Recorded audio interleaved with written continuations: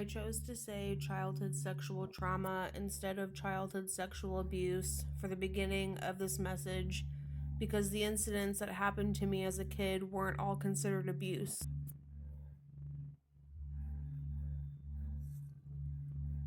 When I was around 12 years old, I was being pressured into having a threesome with a kid that I had a crush on and his friend. I kept saying that I would do it because I didn't want my crush to not like me. It almost felt like it wasn't something that would actually happen because we were always outdoors in public. One day, we all three were in his room, and the next thing I know, I'm being pushed on his bed, and a pillow is put over my face, and someone starts undoing my pants. Then the pillow gets lifted, and his friend says that he's not going to be involved in a rape. I still continued to be interested in my crush. When you're that young and you're not taught to love yourself and have self-worth, you'll let anything happen to you. As I continued to hang out with my crush, the pressure to have sex never stopped, and eventually I gave in and had sex with him. I grew up in a Catholic school, so after this incident happened, I was feeling very guilty and ashamed of myself. Not only because I was taught that you need to be married in order to have sex with someone, but I just internally felt like what happened was not right.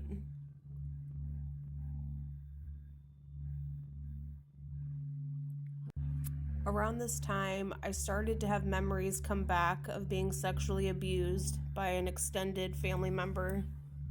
I was at an age where my long-term memory storage in my brain was not fully developed.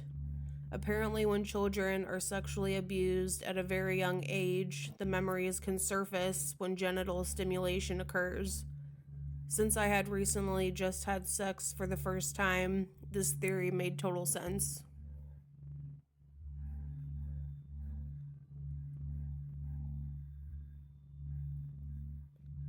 The memories I had were mostly picture images, and there were two memories that were short video-like memories.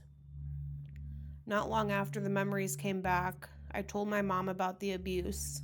I insisted that I knew it wasn't my fault that it happened, and I just tried to shrug it off as no big deal. Later in life, I would find out that this isn't how you heal from trauma. In my experience, you have to fully feel those events in order to process them. Avoidance does you no good.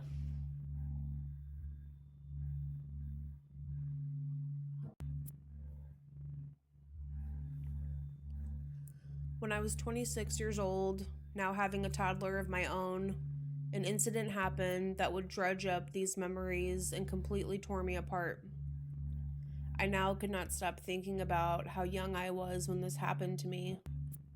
I always felt like the abuse happened when I was around age 3 or 4, and it filled me with shame and disgust.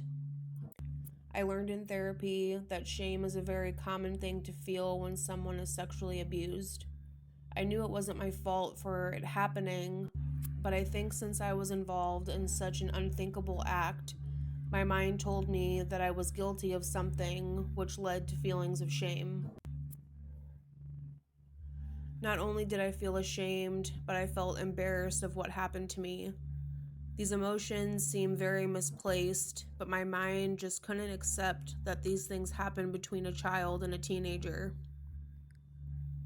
For weeks, I was constantly thinking about these memories and seeing all of the images on replay. I even started seeing my abuser's face everywhere. Even the front view of a car with the headlights on looked like him. I was having panic attacks at work, and I just felt like my life was falling apart.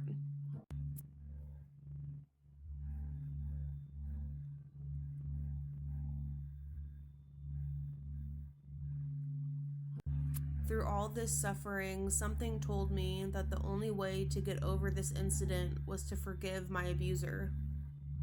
I think for many people that is a hard concept to wrap their mind around, but it's almost like you're taking your power back by telling the abuser that you are a big enough person to forgive them for doing the unforgivable.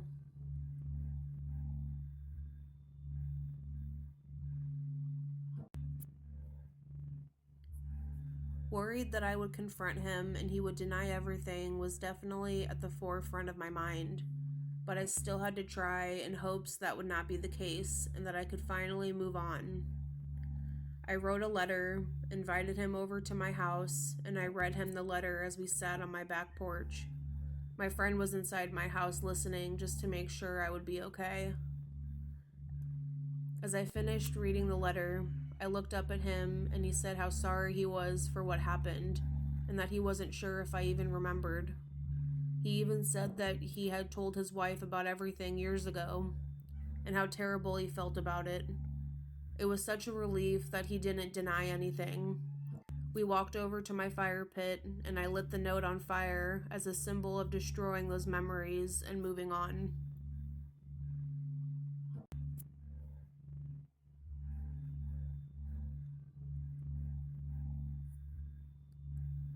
My life started going back to normal up until the next family holiday gathering came around. My abuser was now talking to me more than he ever did in the past at this family event. Probably out of discomfort and to make it seem like nothing ever happened. This only reopened the wound, and after having to see him countless times at family gatherings, I realized that forgiving him only would work if I never had to see him again. I didn't want to contact him anymore, so I reached out to his wife and asked if we could come up with a schedule on who gets to go to what holiday. This prompted her to want to talk to me in person, which I was agreeable to do because I was desperate to come to some agreement so I could move on with my life.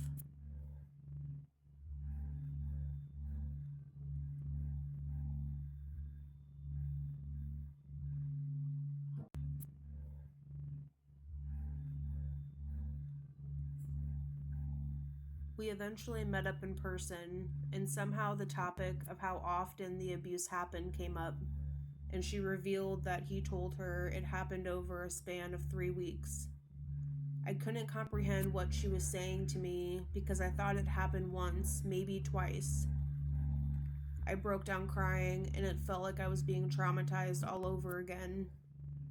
After telling my family about this, we started to dissect the situation a little bit more. My sister recalled him trying to persuade her into doing inappropriate things around age 6. Me and my sister are 3 years apart, so I now knew for sure that I was around 3 years old. My mom said she remembered that when I was little, he told her that he liked babysitting me, and for a period of time I was going over to his parents' house so he could watch me while my parents were at work. This only caused more disgust and shame to build inside of my body because it was very apparent that he was seeking me out.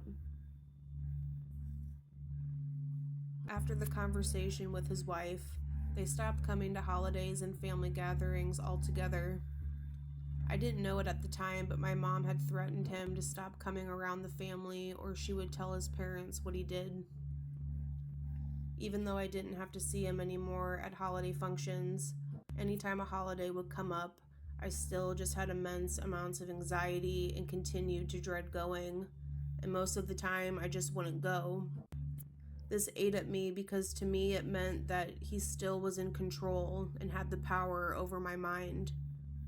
When I really thought about it, it made me angry that he took away my chance at being close with my extended family. Every time I would go to a family function, I would be locked inside myself and would count down the minutes until I could leave. This told me that I wanted to let my extended family know why I was so closed off for all those years. At first, I was hesitant to tell any of them because that shame and embarrassment was still lingering, but I took the leap and I told my cousins what happened to me when I was 3 years old. My mom had already told some of her brothers and sisters and my grandpa about what happened to me years prior. Being able to open up to my cousins about why I was so distant and never tried asking them about their lives and how they're doing when I would see them felt so empowering and was a healing moment that I'll never forget.